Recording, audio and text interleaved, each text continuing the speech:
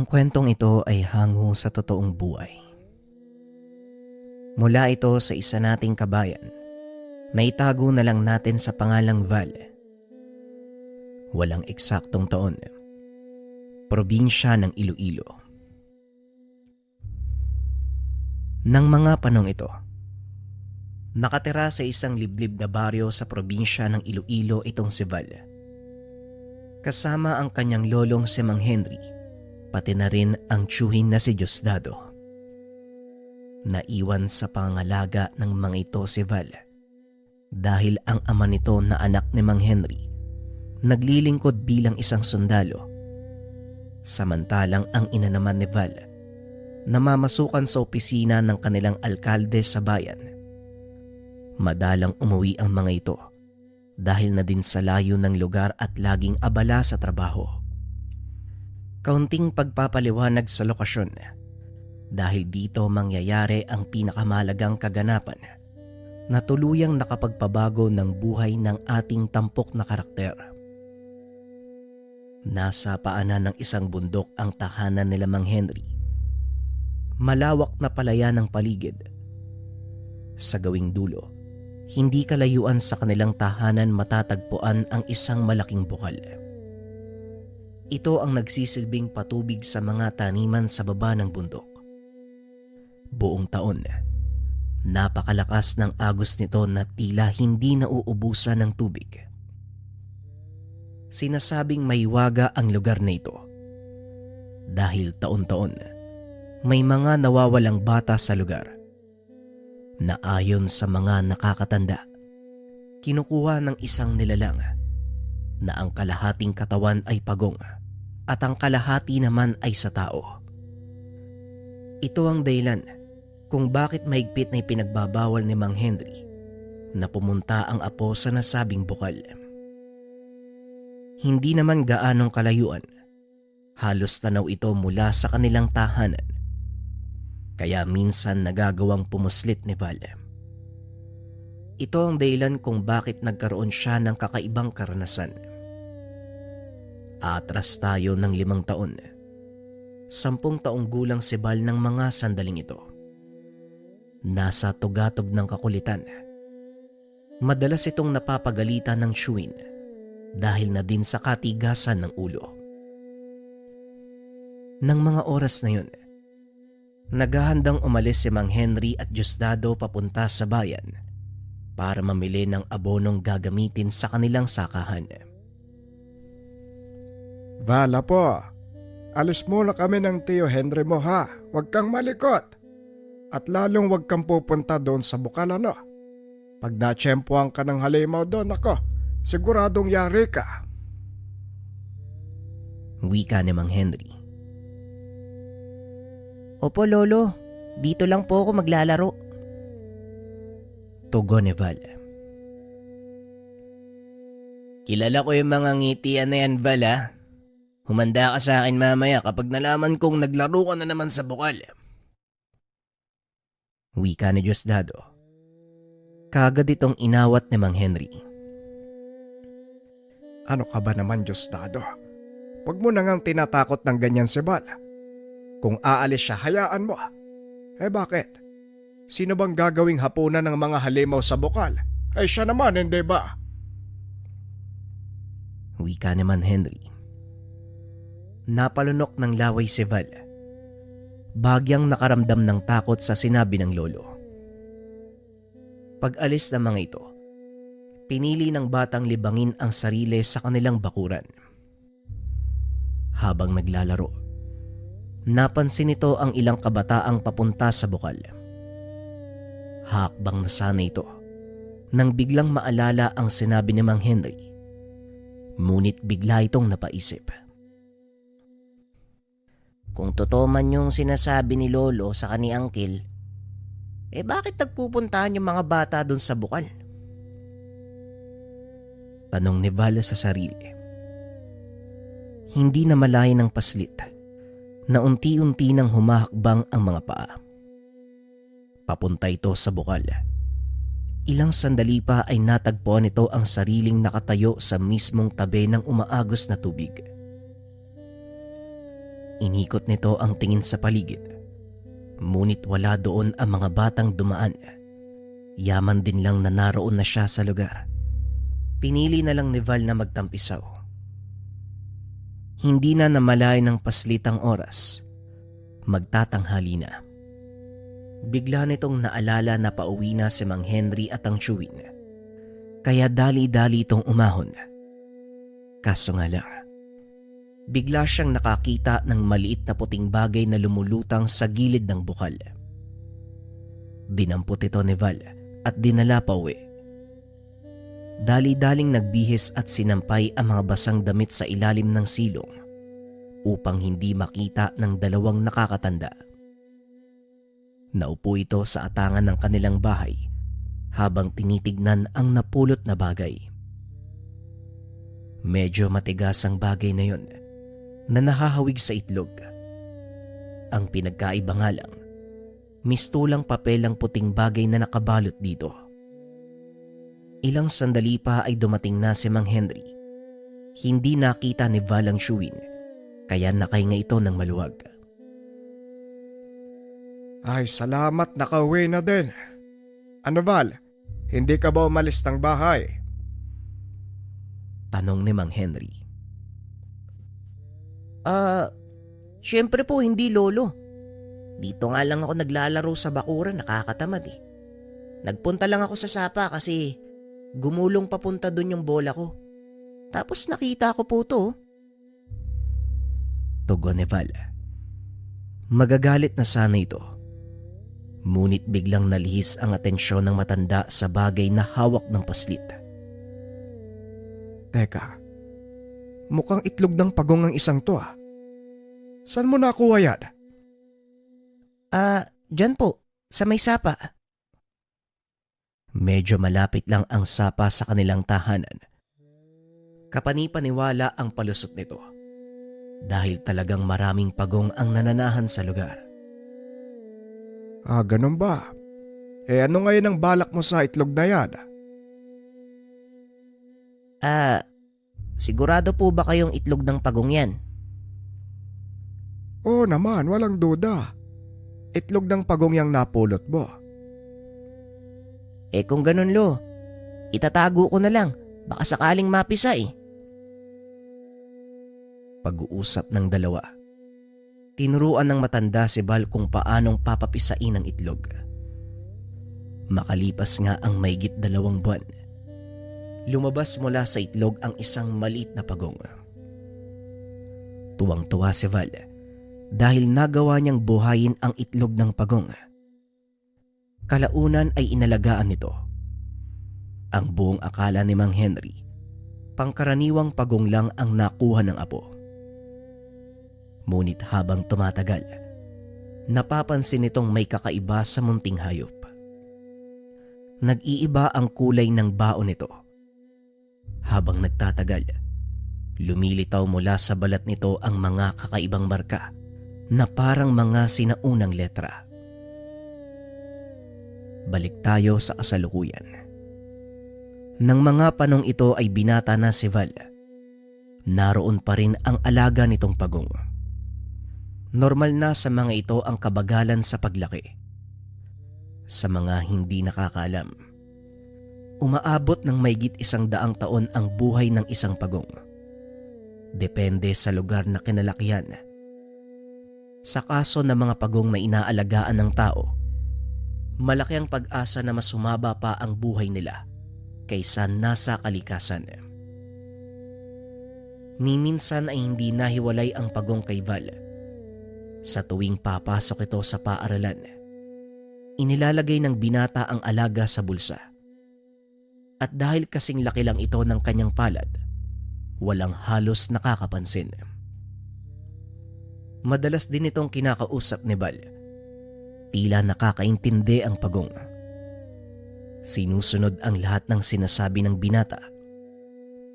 Habang tumatagal, unti-unting nagpapakita ang kakaibang kakayahan ng pagong. Isang hapon, habang pauwi galing sa paaralan, biglang lumindol at ang daan papunta sa kanilang tahanan ay nasa gilid ng bangin. Minsan kahit walang lindol, nauhulog ang malalaking bato mula sa pinakataas ng bundok. Nang mga sandaling iyon, nasa kalagitnaan ng kalsada ang binata nang biglang magsipaggulungan ang malalaking bato papunta sa kanyang kinakatayuan. Hindi magawang kumilos ng binata dahil sa sobrang kaba. Nanigas ang mga binti nito hanggang sa tuluyan siyang mawalan ng ulirat. Sa pagkakataong iyon, alam ni Val na hindi siya makakaligtas. Ngunit laking gulat nito nang magising sa loob ng isang silid. Nakaupo sa tabi ng higaan si Mang Hiner habang kausap ang isang lalaki. Napagtanto ng binatang nasa ospital ito. Paglabas ng lalaking nakaputi ay kaagad kinausap ni Mang Henry ang apo. Anong nangyari, Val? Paano ka nakaligtas? Tanong ni Mang Henry. Hindi ko po alam eh. Pero teka, nasan po yung alaga ko? Tanong ni Val. Napakamot naman ng ulo si Diosdado dahil mas inalala pa nito ang alagang pagong. Ayos ka talaga, no? Naalala mo pa yung alaga mong pagong. Samantalang kamuntikan ka ng mamatay. Huwag kang mag-alala. Nasa bahay ang alaga mo. Sabihin mo nga kung anong nangyari. Ayon kasi sa mga nakakita sa'yo, sa laki ng mga batong gumulong pababa ng bangin, imposibleng makaligtas ang sino mang tatamaan. Wika ni Diosdado. Hindi ko rin po alam kung anong nangyari, Uncle Deo. Sa sobrang takot ko po kasi, nawalan ako ng malay. Paggising ko, nandito na ako eh. Tugon ni Val.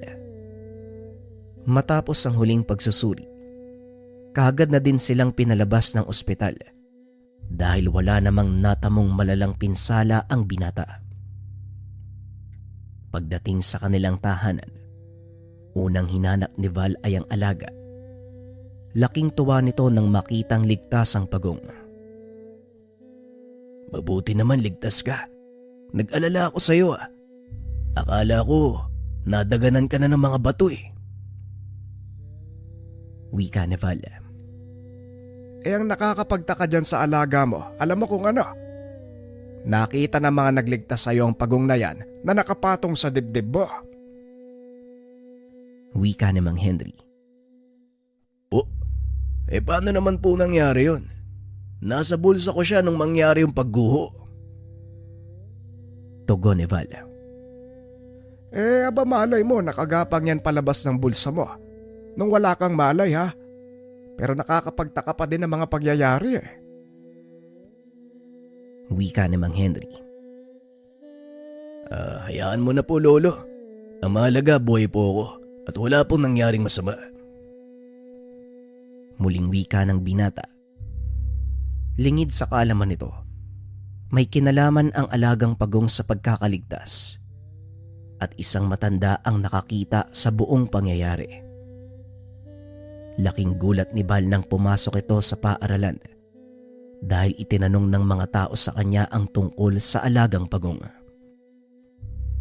Hindi maunawaan ng binata ang nangyayari.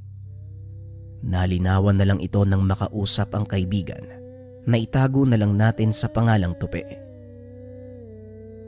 Tupe, may alam ka ba sa mga nangyayari? Bakit palaging tinatanong ng mga tao sa akin yung tungkol sa alaga kong pagong? Wala namang nakakaalam nito, hindi ba? Tayo-tayo lang naman. Wika ni Val. Ewan ko din, Bal eh. Nagulat na nga lang ako ang sabi nila. Nung nabagsakan ka daw ng mga bato, may isang nilalang ang nagpakita. May hawak daw na malaking kalasag na gawa sa baon ng pagong. Tapos ang balat ng nilalang na yon, punong-puno ng mga nakasulat. Parang ganyan, no? Pagpapaliwanag ni Tupe, sabay turo sa alagang pagong ni Val. Kalokohan naman yan. Ang sabi nila nagbabagong anyo ang alaga ko. Baka lasing ang mga matandang nakakita. Wika ni Val. Si Manong Elyong Bal, yung taga dun sa kabilang baryo. Biglang tumawa ng malakas si Val dahil ang tinutukoy ng kaibigan ay ang matandang lasinggero na ang pangalan ay Mang Elyong. Naniniwala ang mga tao sa kanya. Alam naman nilang lasinggero yun. Wika ni Val. Hindi rin bali kasi kung minsan, totoo ang sinasabi ni Mang Elyong. Lalo na sa kababalagan ha. Isa siyang manggagamot o albularyo at para sa mga tao, isa itong uri ng kakaibang pangyayari. Tugon ni Tope. Napakamot na lang ng ulo si Val dahil kahit siya, hindi makapaniwala sa sinasabi ng kaibigan. Para malaman natin ang katotohanan, puntahan natin si Mang Elyong. Kasi sa totoo lang, naguguluhan na ako eh. At saka parang ayoko nang lumabas ng bahay dahil sa mga tanong ng tao. Wika ni Val. Pagsapit ng hapon pagkatapos ng klase, kaagad nilang tinungo ang bahay ni Mang Elyong. Ngunit hindi pa man sila nakakarating. Napansin ni Val na hindi mapakali ang alagang pagong na nasa bulsa. Nagpupumilit itong lumabas na tila may kinakatakutan. Kaya ang ginawa ni Val, inilabas niya ito sa bulsa at hinawakan. Ilang minuto pa ng paglalakad, narating ng dalawa ang tahanan ng matanda. Ngunit sa kasamaang palad, wala ito sa lugar. Mukhang kailangan natin siyang antayin dito ah. Ganitong oras kasi ang punta niya sa baryo para bumili ng lambanog. Siguradong pasuray-suray na naman yun pag uwi dito. Wika ni Tope. Ayos lang. Wala naman akong gagawin sa bahay eh. Ikaw, baka mapagalitan ka ng tatay mo ha? Wika ni Val. Hindi rin. Wala sila nanay sa bahay eh. May pinuntahan. Mag-isa nga ako ngayon eh. Pag-uusap ng dalawa. Isang oras mahigit ang nakalipas. Natanaw na ni Tope si Mang Elyong at kagaya ng inaasahan, lango na ito sa alak ng dumating. Oh, nandito na siya Balo. Maganda ka. Paniguradong magagalit yan dahil nandito tayo sa loob ng bakuran niya. Wika ni Tope. Dali-dali namang tumayo si Val. Habang papalapit ang matanda, lalong nagiging maligalig ang alaga nitong pagong. Anong ginagawa nyo dito sa bakuran ko? Hindi nyo ba alam? Tapos na ang oras ng pagpapagamot. Ala sige, magsialis kaya. Wika ng matanda habang gigewang-gewang sa paglalakad. Hindi po kami magpapagamot, Tatang. May ilang katanungan lang po ako. Tugon ni Val. Inilapit ng matanda ang kanyang muka para maaninag ang muka ng binata. Ikaw nga ang batang yan. Sinasabi ko na nga ba, pupuntahan mo ko eh. Ano, nasa na ang alaga mong engkanto? Bakit hindi mo ilabas? Wika ni Mang Elyong. Yun nga po ang gusto naming malaman, Mang Elyong. Dahil hindi ko po alam kung anong nakita nyo nung araw na lumindol. Nawalan po ako ng malay eh. Nagising na lang ako sa loob ng ospital. Tugon ni Val. Sa tingin mo, maniniwala kong hindi mo nakita ang nilalang na subangga ng malaking batong tatama sa'yo. Ay nako, kalokohan. Muling wika ni Mang Elyong. Matapos ay lumagok ito ng dalang bote. Kaso nga lang wala na itong laman, kaya naglakad palayo ang matanda. Teka, Manong, saan po kayo pupunta? Tanong ni Val. Eh Bibili ko ng lambanog. Naubos na eh. Naku Bal, gawa mo ng paraan. Dahil buong gabi siyang nagpapabalik-balik sa baryo hanggang sa tuluyang makatulog sa kalasingan. Wika ni Tope. Ganito ang nangyayari sa matanda sa tuwing malalasing. Pupunta sa baryo para uminom ng isang galong lambanog. Bibili pa ito ng isa pang inumin habang naglalakbay pa uwi. At sa oras na maubos ito, muling babalik ang matanda upang bumili. Paulit-ulit ang nangyayari hanggang sa tuluyan nitong bumagsak sa kalasingan. Sandali lang Manong. Ang kaibigan ko na lang po ang bibili para sa inyo. Antayin nyo na lang po siya dito. Wika ni Val. Dali-dali namang nag-abot ng pera sa kaibigan at sa pilitan itong pinabili ng lambanog. Silang dalawa na lang ang naiwan sa tahanan ng matanda. Naupo ito sa sulok at pinagmamasdan si Val. Hindi naging komportable ang binata, kaya naisipan nitong lumabas ng tahanan. Akmang tatayo na sana nang bigla siyang pigilan ni Mang Elyong. Sandali lang. Hindi ba sabi mo may itatanong ka? Bakit ka lalabas? Tanong ng matanda. Meron nga po. Pasensya na, medyo naiilang po kasi ako sa titig nyo. Tugon ni Val. Unti-unti mo nang nakukuha ang ugali ng iyong kaibigan. Mahiyain at mas gugustuhin na lang magtago sa kanilang bao. Muling wika ni Mang Elyong. Dito na nagkaroon ng lakas ng loob si Val upang magtanong sa kanya. Manong, gusto ko lang pong malaman kung anong klaseng nilalang yung nakita niyong nagligtas sa akin. Wika ni Val.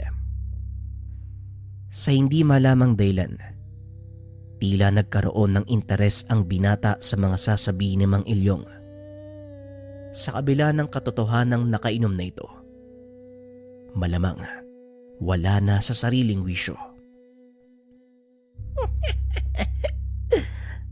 Kaya nga nang sinasabi ko, nasabi ko sa mga tao, isang malaking nilalangan nakita kong sumangga ng mga batong tatama sana sa iyo. Hindi ako maaaring magkamali. Ang nilalang na yon ay ang tinatawag nila na kapa. Wika ni Mang Elyong. Hindi pamilyar sa binata ang sinasabing nilalang ng matanda dahil noon pa lang niya ito narinig. Kapa? Ano po yan, Manong? Pasensya na ha.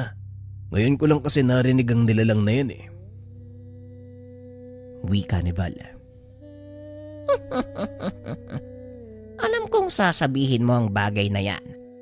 Natural lang, wala kang alam tungkol sa mga nilalang na sinasabi ko. Dahil hindi naman sila orihinal na taga dito sa ating bansa. Mula sila sa bansang Hapon. Wika ni Mang Elyong. Nanlaki mga mata ni Val sa sinabi nito. Bansang Hapon? Paano po yun nakarating dito? Tanong ni Val. Ngunit sa kasamaang palad, hindi na ito nagawang sagutin ni Mang Elyong dahil tuluyan na itong nakatulog. Sumakto namang dumating si Tope. Eto, nandito na yung lambanog mo, Manong. Naku, tinamaan ng lintik. Tulog na pala yan? Wika ni Tope. Oo, bigla na lang nakatulog eh. Halika na nga, umuwi na lang tayo. Sayang, hindi niya nasagot ang mga tanong ko. Tugon ni Val. Ngunit may naisip na paraan si Tope kung paanong gigisingin ang matanda. Ay, sandali lang. May naisip ako, Bal. Tignan mo to. Wika ni Tope. Sabay bukas ng galon ng lambanog. Itinapat ito sa ilong ng matanda. Sa isang iglap lamang, tila binuhusan ng malamig na tubig si Mang Elyong. Muli itong gumising at hinablot ang galon sa kamay ni Tupi. O diba? Sabi ko sa'yo, Bal eh. O sige na, ituloy mo na yung pagtatanong sa kanya. Itong lasinggerong to. Napakamot na lang sa ulo si Val at muling tinanong ang matanda. Mang Elyong, ituloy niyo po ang kwento. Wika ni Val. Kwento? Anong kwento? At saka, kayong dalawa, anong ginagawa nyo dito sa loob ng pamamahay ko? Wika ni Mang Elyong. Nagkatinginan ang magkaibigan at napailing.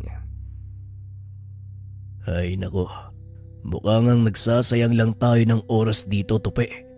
Halika na nga, umuwi na lang tayo. Wika ni Val. Akmang tatayo na sana nang biglang magsalita ang matanda. Hindi ba? Ikaw yung binatang iniligtas ng kapa. Napalingon si Val. Muling napukaw ang interes sa pakikipag-usap. Oo, yan nga po. Yan nga po yung pinag-uusapan natin kanina. At yan din po ang mismong dahilan kung bakit ako nandito ngayon. Wika ni Val. Ganun ba? Pasensya na kayo ha. Makakalamutin na ako eh. Maupo kayo. Itutuloy natin ang usapan. Pinagpatuloy ni Mang Elyong ang pagpapaliwanag tungkol sa nilalang. Masuri namang nakinig ang dalawa sa kanya. Ayon sa matanda ang mga kapa, orihinal na matatagpuan sa bansang Hapon. Pinaniniwala ang nakatira ang mga ito sa lawa o hindi kaya naman sa mga batis na malimit puntahan ng mga tao. Ang anyo nito may hahalin tulad sa isang pagong. Kulay berde ang balat. Minsan may mga nakasulat na simbolo. Punong-puno ng makakapal na kaliskis ang kanilang braso. Pinaniniwalaan din na ito ang ginagamit nila upang ipagtanggol ang sarili. Kalahating tao, kalahating pagong. Ang mga nilalang na ito kung titignan, tila may salamin na nakapatong sa kanilang ulo na siyang ginagamit nila upang ikubli ang sarili sa paningin ng mga tao. Habang nakalubog ang buong katawan sa ilalim ng tubig. Ang ilan sa mga ito, depende sa katayuan, may kakayahang magpalit ng anyo at itago ang kanilang totoong pagkakakilanlan. Walang duda. Kapa nga ang nakita ko. Yun ang nagligtas sa iyo, bata. Maniwala ka o hindi, isang makapangyarihang nilalang ang kaibigan mo. Wika ni Mang Elyong. Kung hindi sila galing dito sa atin, paano nga po sila nakarating? Tanong ni Val. Hindi ako sigurado. Pero may kaibigan akong dating sundalo ng Hapon na nagsabing may dala silang mga nilalang mula sa kanilang bansa. Pinakawalan nilang mga ito sa ating kagubatan upang mamuhay sa kagustuhang mapanatili ang kanilang kultura kahit nasa ibang bansa sila. Kaso lang natalo sila sa digmaan eh, kaya wala ding nagawa kung hindi bumalik na lang sa sariling bansa. Tugon ni Mang Elyong. Ayon pa dito maliban sa kapa, may ilan pang mga nilalang na dinala ang Hapon. Hindi maalala ng matanda ang tawag sa mga ito. Ngunit alam niyang pagala-gala lang sila sa kagubatan. Namumuhay kasama ng ilan pang mga nilalang na dito naman matatagpuan sa ating bansa. Muli pa sanang magtatanong si Val. Ngunit narinig nitong humilik si Mang Elyong. Medyo malalim na din ang gabi, kaya naman umuwi na ang magkaibigan. Kinabukasan habang nasa paaralan, Muli na namang napag-usapan ng magkaibigan ang tungkol sa sinasabi ni Mang Elyong. Hindi nila alam na may nakarinig pala sa kanila. Ito ang isa sa kanilang kaklase na itago na lang natin sa pangalang Dodong. May kagaspangan ang ugali ng binatang ito dahil anak ng isa ding kilalang manggagamot sa kanilang bayan. Kinakatakutan ang ama nito dahil na din sa sabi-sabi na may kakayahan nitong mambarang. Pagsapit ng hapon habang naglalakad palabas ng paaralan, hinarang ni Dodong ang dalawa at gaya ng dati, pinagdiskitahan ng mga ito. Ay, nandito na pala ang sinasabi nilang may kaibigang higanting pagong. Ano Val, nasaan ang alaga mo? Bakit hindi mo palabasin? Wika ni Dodong. Umalis na lang ang binata dahil ayaw nitong patulan ang pangaasar ng kaklase. Pwede ba, Dodong? Tigilan mo ko. Wala naman akong ginagawa sa'yo eh. Tugon ni Val. Akmang lalakad na sana ito palayo nang bigla siyang hatakin ni Dodong. Huwag kang bastos. Dahil kausap pa kita. Mukhang nakalimutan mo yata kung sino ang tatay ko. Napangiti si Val. Muling nagsalita dahilan para mapahiya si Dodong.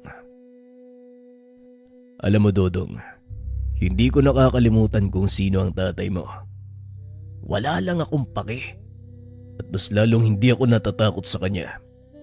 Kaya kung pwede lang, lubayan mo kami ni Tupi. Wika ni Val. Sa halip na hayaan, lalo pang nagalit si Dudong. Hinatak nito ang damit ng binata. Akmang susuntukin nang biglang may sumigaw. Bitawan mo ang pamangking ko. Kung ayaw mong samain. Napalingon si Val. Nakita ang tiyuhing si Diosdado. Maswerte ka, may dumating na sa kalolo. Pero hindi pa tayo tapos, Val. Pagbabayaran mo ang panginsulto sa tatay ko. Wika ni Dudong. Kagad na itong umalis. Dali-dali namang nilapitan ni Diosdado ang binata. Anong nangyari? Ayos ka lang ba? Anong kalokohan na naman ang naisipan mong gawin? Tanong ni Diosdado. Wala po, Uncle. Si Dudong nga ang nauna eh. Hinarang niya kami palabas eh. Pilit na hinahanap sa akin yung alaga akong pagong. Tugon ni Val. Ganun ba? Hayaan mo na ang mahalaga. Hindi kayo nagkasakitan. Halika na, umuwi na tayo. Ikaw din, Tupi. Umuwi ka na. Wika ni Diosdado. Kagad nang umuwi ang magtsuin. Pagdating ng mga ito sa tahanan ay kinausap ni Mang Henry si Val. May tatanong ako sa'yo ha. At gusto ko maging tapat ka sa akin, Val. Totoo bang pinuntahan mo si Mang Elyong upang magtanong tungkol sa nangyari? Tanong ni Mang Henry. Opo, Lolo. Pasensya na po kayo kung di ako nagpaalam ha. Gusto ko lang po kasing malaman kung totoo ba yung mga nakita niya. Wika ni Val. Ay, naku talagang bata ito, oo. Alam mo namang mahilig gumawa ng kwento yang si Mang Elyong eh. Ayan tuloy, kayo na naman ang laman ng usapan sa baryo. Kesyo daw, pumunta kayo sa kanya at nagtanong. Kung ano-anong lumalabas sa usap-usapan dito. Wika ni Mang Henry. Ano naman po ang sinabi niya tungkol doon? Tanong ni Val. Wala naman. Ang sakin lang, Val, ayoko masyado kang naniniwala sa matandang yon. Apo, sakin ka makinig ha. Wala namang may dudulot na kabutihan ng mga sinasabi niya. Puro katanghisip. Yan ang nagagawa ng alak sa utak eh. Tugon ni Mang Henry. Napaisip si Val sa mga sinabi ng matanda. Napagtanto na tama ang sinasabi ng kanyang lolo.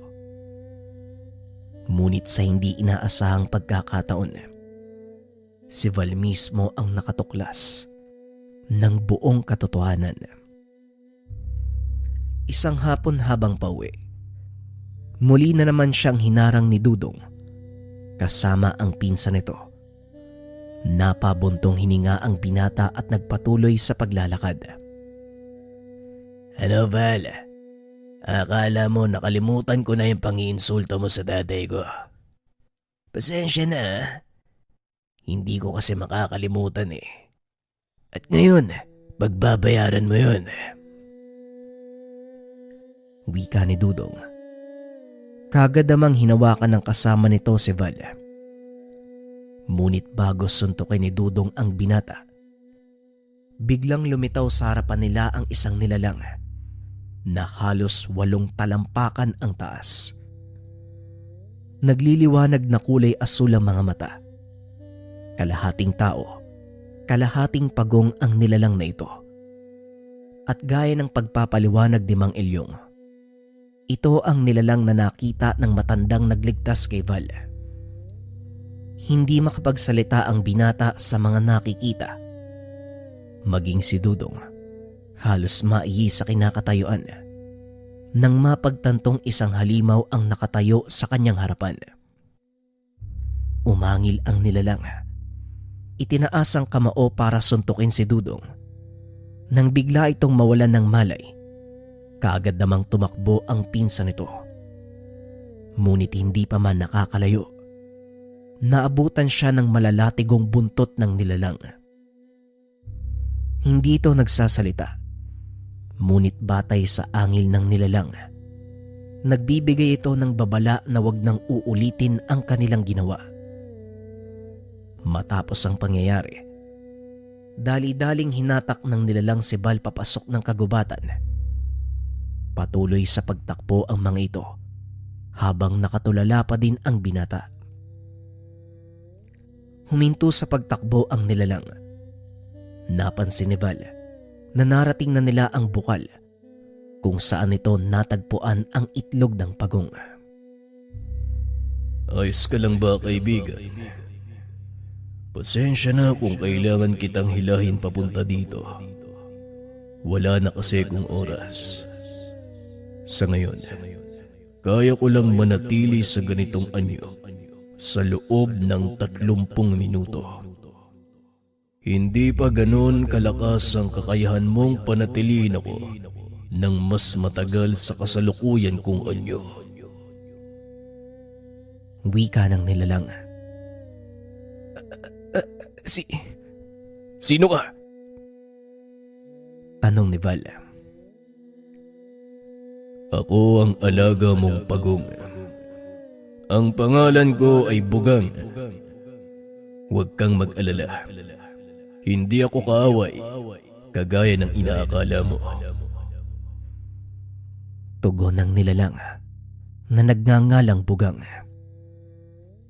Alam ko, dahil kung masamang nilalang ka, hindi mo ako dadalhin sa lugar na to upang kausapin ng mga sinsinan. Malamang nilapa mo na ako at ginawang hapunan. Napangiti na lang ang nilalang. Ngunit kagaya ng sinasabi nito, hindi siya maaaring magtagal sa ganong anyo. Kaya makalipas ang ilang minuto, muli itong nagbalik sa dating anyo, lumapag sa palad ni Val. Hindi nakapagsalita si Val dahil sa mga nangyayari. Tinitigan lang nito ang alagang pagong na ni minsan hindi niya inakala na kakaibang nilalang. At dahil malapit lang ang bukal sa kanilang tahanan, dali-dali nang umuwi ang binata. Nakasalubong nito sa daan ng tsuwin, na kagad namang nag-usisa kung saan ito nanggaling. Mukhang hapon na ang uwi mo ha. Saan ka galing? Tanong ni Diosdado. Sa paaralan po, Uncle. Medyo nawili ako sa panonood ng basketball. Tugon ni Val. Ganun ba? O siya, umuwi ka na, inaantay ka na ni tatay. Kailangan niya ang tulong mo. Naghahanda siya ngayon ng mga bini. Muling wika ng Shuin. Kaagad namang tumuloy sa pag-uwi ang binata. Nakita nga ni Val ang matandang akmang bubuhatin ang isang sako ng palay. Naku lolo, ako na po dyan. Baka mapano ka ba? Wika ni Val. Aba, tamang-tama ang dating mo. O siya, pakibuhat mo na nga ang lalagyan papunta dun sa sapa para maibabad na. Wika ni Mang Henry. Kaagad namang hinawakan ni Val ang sako. Laking gulat nito dahil nang bubuhatin niya na ay biglang nagsalita si Bugang. Hindi ko man kayang buhatin yan para sa'yo. Pero ito, kaya kong gawin. Wika nito. Biglang nakaramdam ng kakaibang lakas si Val. Nang iangat nito ang sako ng palay, nagmistula itong walang laman. Napalingon si Val sa matanda at saktong hindi ito nakatingin. Kaya nakahinga ng maluwag ang binata. Habang naglalakad papunta ng sapa ay kinakausap ni Val ang alaga. Ayos ka din pala Bugang ano. Akala ko talaga, isa kang halimaw. Wika ni Val. Halimaw naman talaga ako sa paningin ng mga taong hindi nakakaunawa. Ngunit hindi mo rin sila masisisi dahil bibihira ang kagaya ko. At isa pa, malaki ang kaibahan ng anyo ko kumpara sa inyong mga tao. Tugon ni Bugang. 5 sako ng palay ang kanilang binabad ng hapong iyon. Kinabukasan ay kailangan itong hanguin bago tuluyang isaboy sa pataniman. Ngunit may isang problema si Mang Henry dahil hindi pa nito natatapos ang pagpapalabas ng tubig sa palayan. Ay nako, nakalimutan kong hindi pa pala tapos ang pagbabawas ng tubig sa palayan. Sa susunod na araw tayo magsasaboy. Ay sandali lang bala, dito ka lang. Magbubukas ako ng mga pilapil. Wika ng matanda. Pinigilan nito ng binata. Ako na po ang gagawa lolo. Wala naman akong pasok bukas eh. Kaya ayos lang kung mapuyat ako. Kakain lang ako ng hapunan bago pumunta sa bukid. Wika ni Val. O siya, kung talagang yan ang gusto mo, hindi kita pipigilan. Mabuti na rin yan para matutunan mo ng pangawakan ng palayan ng iyong ama't ina. Wika ni Mang Henry. Matapos ang hapunan, kaagad nang lumakad si Val. Maliwanag naman ng mga sandaling iyon, kaya nagagawang makita ng binata ang gagawin. Ngunit hindi inaasahan ni Val na muling magpapamalas ng kakayahan ang alaga. Sa pagkakataong ito, kontra sa isang nilalang na nisay nagap, hindi inakala ng binatang totoo.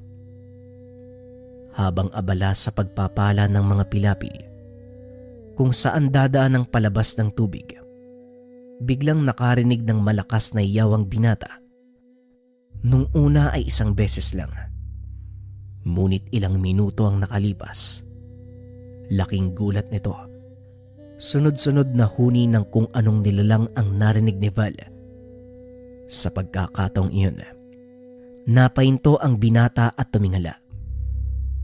Nanlaki ang mga mata nito nang biglang humarang sa liwanag ng buwan ang anino ng isang nilalang. Tila isang malaking paniki ang paikot-ikot sa himpapawid. Lalong kinabahan si Val nang makita itong bumulusok pa ibaba. Mula sa kagubatan sa tabi ng palayan, nakita nitong tumatakbo palabas si Bugang. Naalala ng binatang iniwan pala nito ang alagang pagong. Sinabihan nito si Val na dumapa. Sabay salo sa nilalang. Itinapon nito palayo, dahilan para tumama sa isang puno ng nyug. Dali-daling tumakbo si Bugang papunta sa kinaroroonan ng nilalang. Wala itong tigil sa pagsuntok hanggang sa hindi na makakilos. Walang yang aswang. Hanggang dito ba naman? Sinusundan pa din nila ako. Wika ng nilalang. Dahan-dahan namang naglakad si Val papunta kay Bugang. Anong uri ng nilalang yan? Tanong ni Val habang nanginginig sa takot. Isa itong uri ng aswang. Kubot ang tawag sa kanila. Kadalasang nambibiktima ng mga tao. Bakit mo kasi ako iniwan? Tugon ni Bugang. Pasensya ka na. Hindi ko naman kasi inaasahan na may sasalakay sa akin eh. Wika ni Val.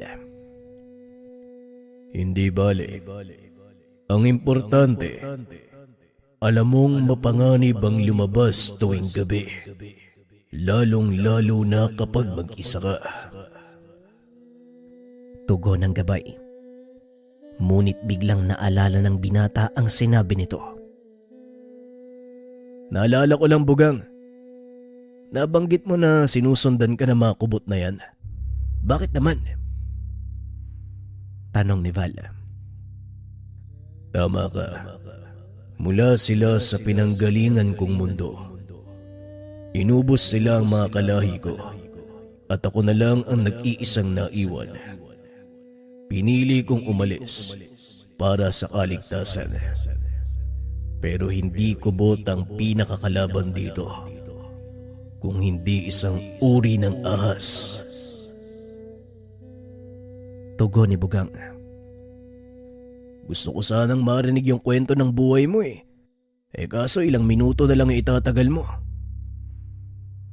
Wika ni Val. Hindi, Val. Tuwing kabilugan ng buwan, maaari akong manatili sa ganitong anyo ng matagal.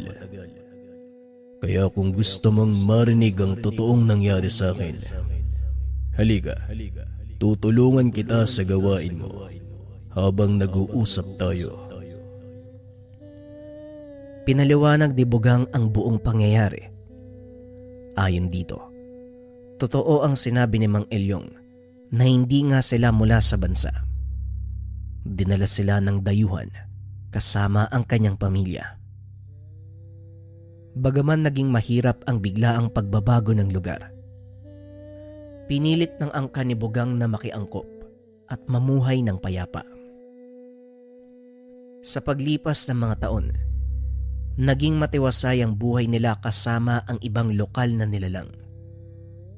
Hanggang sa tuluyan silang tanggapin sa lugar na pinagdalhan sa kanila. Gumawa ng sariling teritoryo ang pamilya ni Bugang. Iginalang naman ito ng ibang nilalang. Pinili nila ang bukal na malapit sa tahanan ni Val. Ngunit sa kalagitnaan ng katahimikan, sinalakay sila ng pangkat ng mga kubot. Isa-isang pinagpapapatay ang kanyang mga kaanak. Matatanda na ang mga ito, kaya hindi na nagawang maipagtanggol ang mga sarili. Paslit pa lang si Bugang ng mga sandaling ito. Sa murang edad, nasaksiyan niya ang kalupitan ng mundong ginagalawan. Ito din ang naging dahilan para tuluyan niyang lisanin ang kanilang mundo. Pinili nitong isakripisyo ang sariling buhay para muling ipanganak at doon nagsimula ang sama nila ni Val. Hindi naman ito makapaniwalang totoo ang lahat ng sinabi ni Mang Elyong. Lalo pa nang inamin ni Bugang na siya ang nagligtas kay Val nung naganap ang lindol.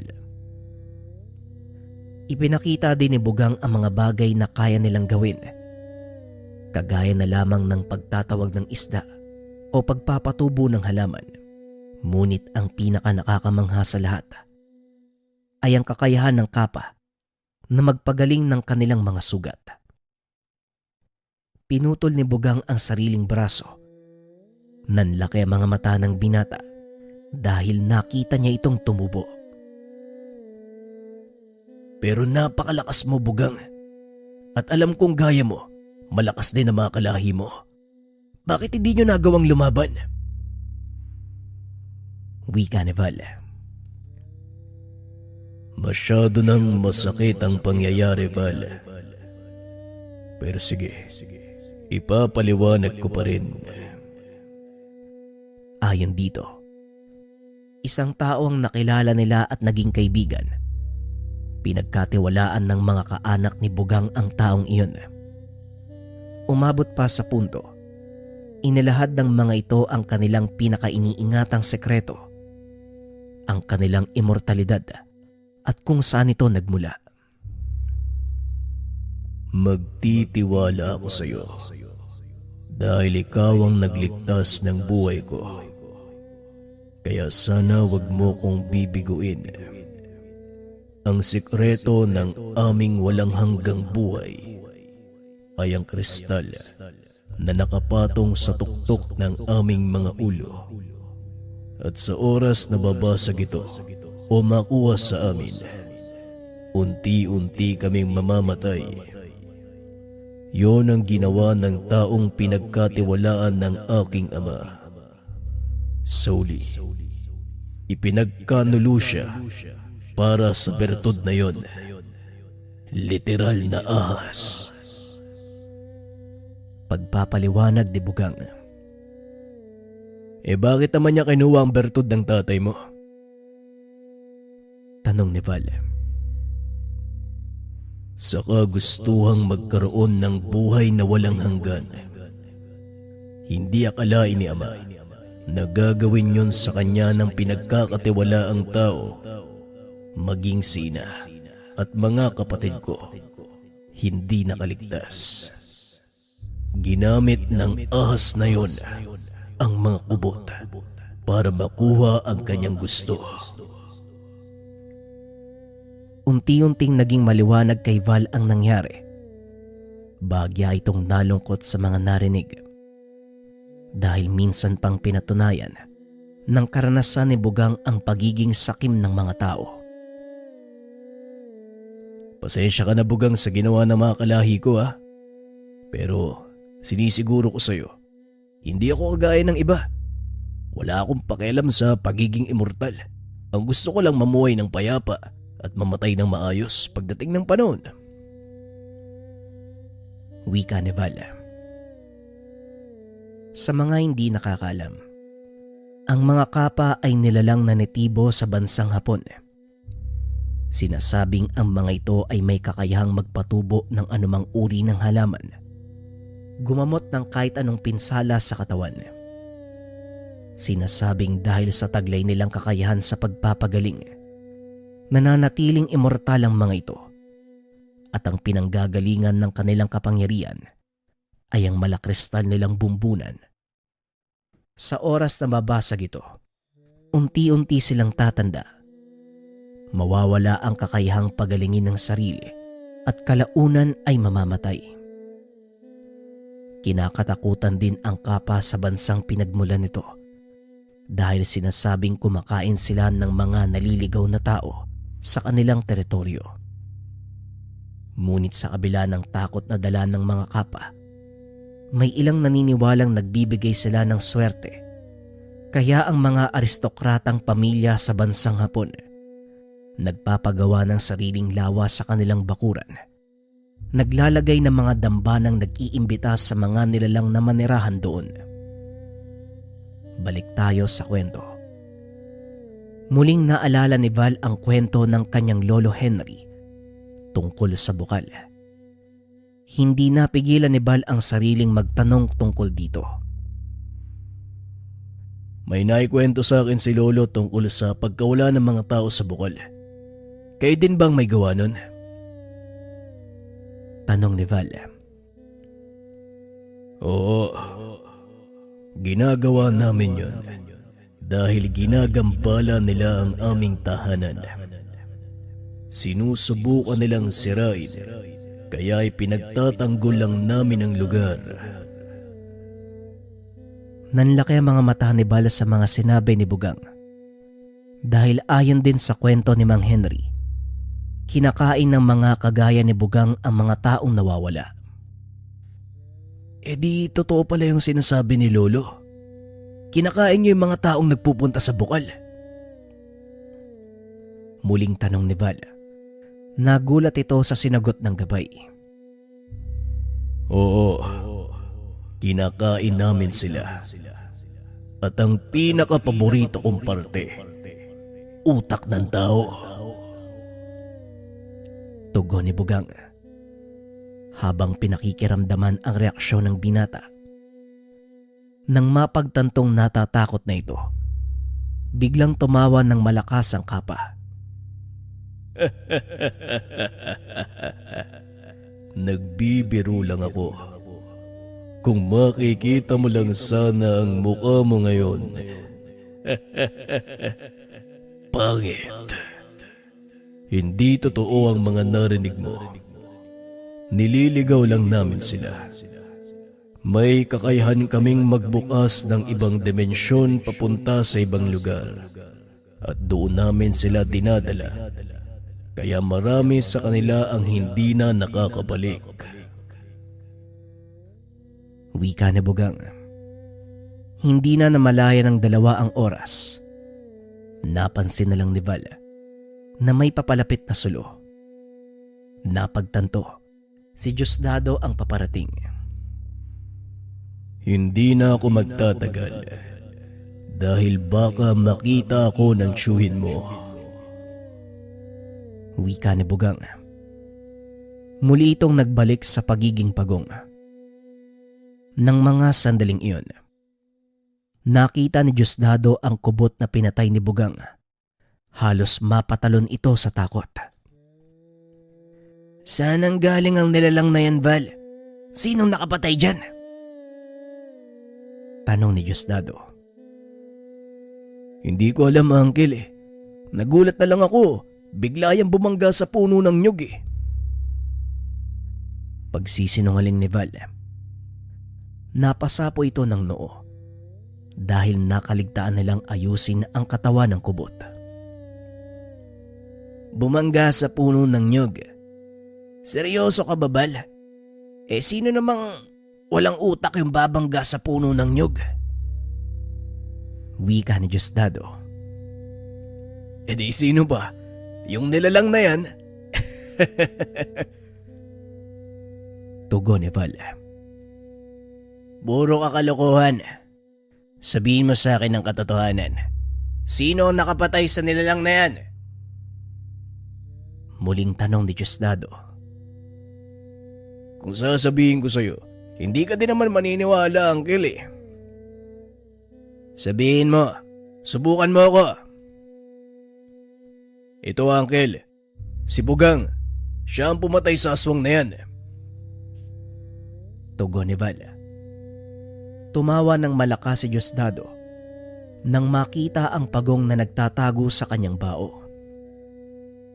Yan? Ano naman ang magagawa ng kakaranggot na... Hindi na ituloy ni Diosdado ang sasabihin. Biglang nagbago ang anyo. Sa mismong harap niya si Bugang. Napasigaw ito sa sobrang takot. Ngunit hindi niya magawang tumakbo dahil nakapalupot sa kanya ang mahabang buntot ng nilalang. Pasensya ka na, Val. Nakalimutan kong iligpit ang kubot. Yaman din lang na nakita na ito ng tiyuhin mo. Wala na sigurong dahilan para magtago pa ako. At ikaw naman, Diosdado, sino ang tinatawag mong kakaranggot? Wika ni Bugang. Pilit namang pinipigil ni Val ang pagtawa dahil kitang-kita sa liwanag ng sulo ang pamumutla ni Diosdado. Ayos lang, Bugang. Yun nga lang, tinakot mo ng gusto si Uncle eh. Tara, itago na muna natin yung kubot. Tugon ni Val. Kinuha ni Bugang ang sisidlang nakasabit sa tagiliran. Ininom ang laman. Laking gulat ng binata dahil biglang nagbuga ng apoy ang kapa. Tinupok ang katawan ng kubot. Hayaan mo lang na maging abo ang katawan niyan. Wala nang makakapansin sa kanya. At ikaw naman, Diosdado, sa oras na ipagkalat mo ang nangyari dito, tandaan mo, hahanapin kita at ikaw ang gagawing kumpulutan. Hindi na nakapagsalita si Diosdado. Nang mga sandaling iyon ay tanging pagtangulang ang naisagot nito. Matapos ay muling nagbalik sa pagiging pagong si Bugang. Saka pa lamang nahimasmasan si Diosdado. Anak nang, saan ang galing ang nilalang na yon? At bakit alam niya ang pangalan ko? Tanong ni Diosdado habang pinupunasan ng pawis. Kalma lang, Uncle. Sinabi ko na sa'yo, siya ang alaga kong bagong. Huwag kang mag-alala, binibiro ka lang niya. Hindi sila kumakain ng tao. Tugon ni Val. Akmang babatukan sana ni Diosdado ang binata nang bigla itong awatin ni Val. Hop, sandali lang, Uncle. Alam mo ba kung bakit napatay ni Bugang ang kubot? Sinugod kasi ko ng nilalang na yan. Sa makatuwid, kapag merong tao ang gusto na saktan ako, lalabas si Bugang at ipagtatanggol ako. Yan ang iiwasan mo. Biglang napahinto si Diosdado. Ibinaba ang kanyang kamay. Inayang umuwi ang binata. Ikaw talagang bata ka. Puro kakalokohan.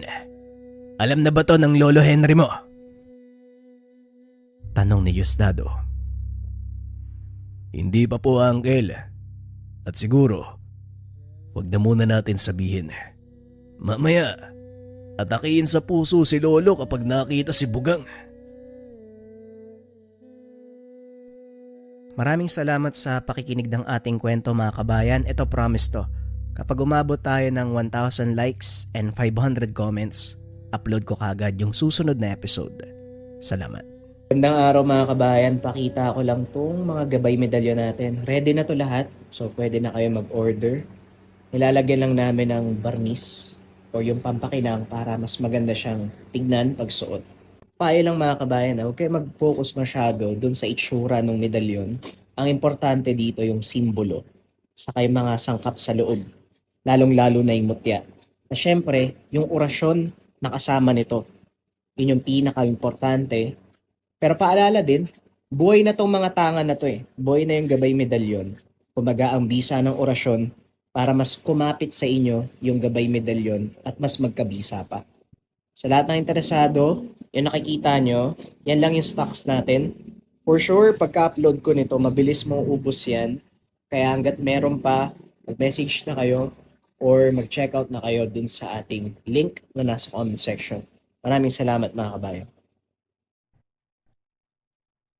Ang kwentong ito ay hango sa totoong